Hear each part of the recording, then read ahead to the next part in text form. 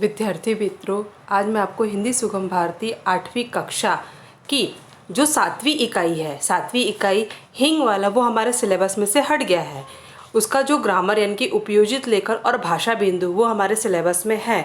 तो आपको page number 20 निकालना है और पेज नंबर 20 में निम्न शब्दों से कृदंत और तद्धित शब्द बनाओ। तो यहाँ पर जैसे कि रोकना, हंसना, डरना, बचाना, लाचार, बच्चा, ये जो शब्द दिए हैं, तो इसमें से हमें क्या करना है, कृदंत और तद्धित शब्द बनाना है।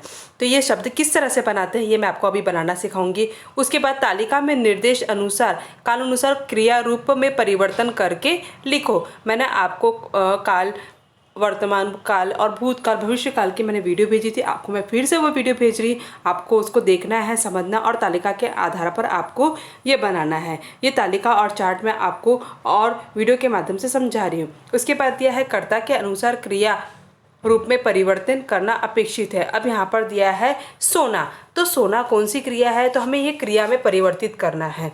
तो आप इस तरह से करोगे कि क्रिया में किस तरह से करता है कि कर्ता के अनुसार क्रिया के रूप में परिवर्तन करना अपेक्षित है। जैसे कि राम सो रहा है, माँ काम कर रही है, राधा पेंसिल मांग रही है, तो हमें इसमें परिवर्तित करना है। अब उसके बाद उपयोजित लेखन में अपने विद्यालय के प्रधानाचार्य को 4 दिन की छुट्टी की मांग करने हेतु प्रार्थना पत्र लिखिए। तो पत्र मैंने आपको बता दिया कि पत्र 2 प्रकार के रहते हैं, औपचारिक पत्र और अनौपचारिक पत्र। तो औपचारिक पत्र के अंतर्गत हम अपने प्रधानाचार्य को 4 दिन की छुट्टी के लिए हम पत्र लिखते हैं। ये आपको लिखना आता है। आप यह पत्र आपकी असाइनमेंट की बुक में लिखना है। अब मैं आपको तालिका के माध्यम से बताऊंगी कि कृदंत और तद्धित शब्द किसे कहते हैं।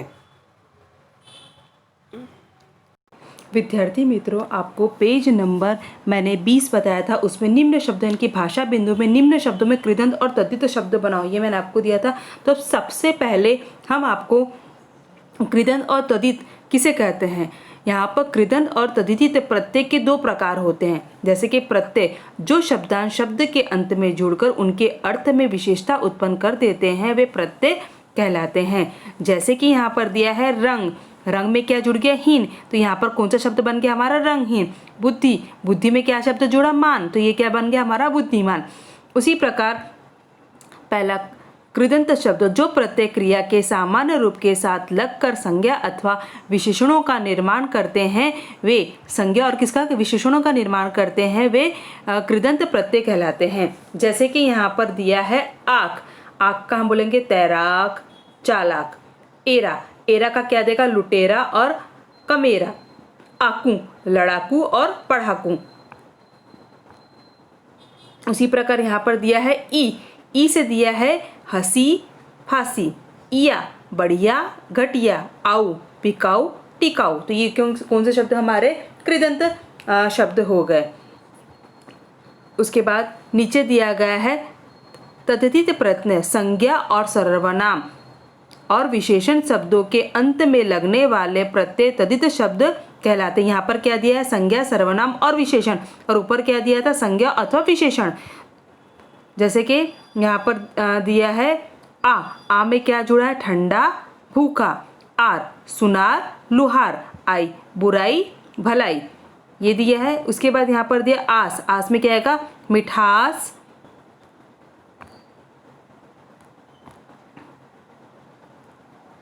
मिठास, खटास। एरा, सपेरा, ममेरा। इक, मानसिक और आर्थिक। इस तरह से हमें तद्धित और ये शब्द हमें बनाना है। विद्यार्थी, आपको पाठ पुस्तक के अंतर्गत भाषा बिंदु के अंतर्गत आपको ये पूछा गया, जैसे कि निम्नलिखित शब्दों से कृदंत तद्धित शब्द बनाइए। रोकना, हंसना, डरना, बचाना। लाचार, बच्चा, दिन कुशल। अब कृदंत देखेंगे। रोकना, रोक, यहाँ पर क्या दिया है, रोक प्लस आवट, क्या हो जाएगा, रुकावट। उसके हंसना, हंस प्लस ई, तो क्या हो जाएगा, हंसी। यानी हमें कौन सा शब्द बना है, कृदंत शब्द बना है। डरना, डर प्लस आवना, डरावना। बचा प्लस आओ, बचाओ। लाचार, यहाँ पर तद्धित शब्द बना है, लाचारी। यहाँ पर बचवा, बचपन। दिन कर, कुशलता। तो इस तरह से हम क्या करेंगे, ऐसे तद्धित और कृदंत शब्द हम बना के नए शब्द बनाएंगे। आपको बस इतना याद रखना है, जो अ और आ, उसके फिर से आ शब्द बनता है। उसके बाद जहाँ पर ए और ऐश रहता है या अ ए ओ और औ रहता है तो वो औ शब्द बन जाता है। तो इस तरह से अगर आप बनाएंगे तो आपका शब्द आसानी से बन जाएगा। जैसे कि यहाँ पर ई और बड़ी ई के मेल से यहाँ पर आ जाएगा री, आचारी। अब यहाँ पर क्या दिया है, बचपन, तो बचपन में क्या जुड़ा है, पन जुड़ा है। तो इस तरह से हमें शब्द बनाना है। विद्यार्थी उसके नीचे आ तालिका में निर्देशित कालानुसार क्रिया रूप में परिवर्तन करके लिखिए। अब आपको एक उदाहरण दिया है, जैसे कि लिखना का उदाहरण दिया है पृष्ठ नंबर 20 में।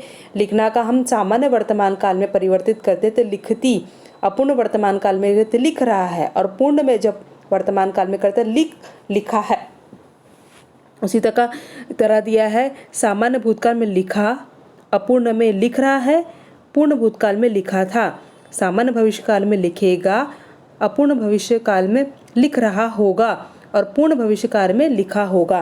तो इस तरह से हमें क्या करना है, आपको नीचे जो क्रिया दी गई है, जैसे कि यहाँ पर दिए गए सोना, करना, मांगना, देना, उठना, तो ये आपको जो क्रिया दी गई है, ये क्रिया आपको अपनी नोटबुक में लिखना है।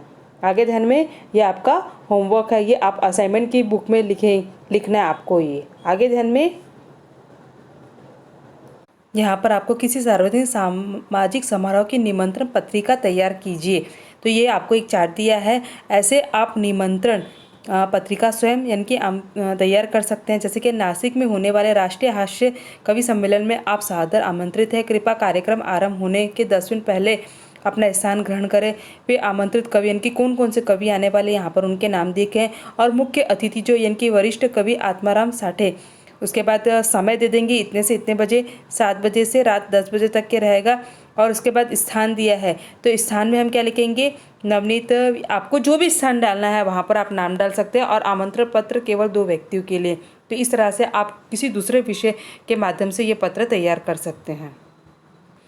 विद्यार्थी यहाँ पर उपयोजित लेखन में अपने विद्यालय के प्रधानाध्यापक को 4 दिन की छुट्टी मांग करने हेतु पत्र लिखिए। तो आपको यहाँ पर कैसे लिखना है, जैसे कि यहाँ पर मैंने दिया है जो भी तारीख आप डालोगे, फिर सेवा में प्रधानाचार्य महोदय, नवनीत हाई स्कूल या मणिबाई गुजराती हाई स्कूल अमरावती विषय छुट्टियाँ मंजूर करने के लिए प्रार्थना पत्र। महोदय, मैं कक्षा खालिस्तान का विद्यार्थी है, विद्यार्थी ने सादर निवेदन है कि मेरे बड़े भाई की शादी का विवाह मार्च में निश्चित हुआ है। इस समारोह में मुझे शामिल होना के लिए मेरे परिवार के साथ नासिक जाना चाहता हूं। अतः आपसे मैं प्रार्थना करता हूं कि मुझे इतने से इतने तारीख तक की छुट्टी देने की कृपा करें। आपको मैं विश्वास दिलाता हूं कि इस दौरान पढ़ाई पर मेरी जो भी क्षति होगी मैं अपनी पूर्ति छुट्टी के लौटने के बाद अवश्य पूर्ण कर लूँगा। फिर यहाँ पर धन्यवाद, आपकी आज्ञाकारी, आपका जो नाम, अगर आपका ईमेल एड्रेस है तो ये आप डाल के इस तरह से आपको पत्र दूसरे रूप से तैयार करना है। यहाँ पर मैंने आपको इसका फॉर्मूला दिया है, आप अपने रूप से दूसरे विषय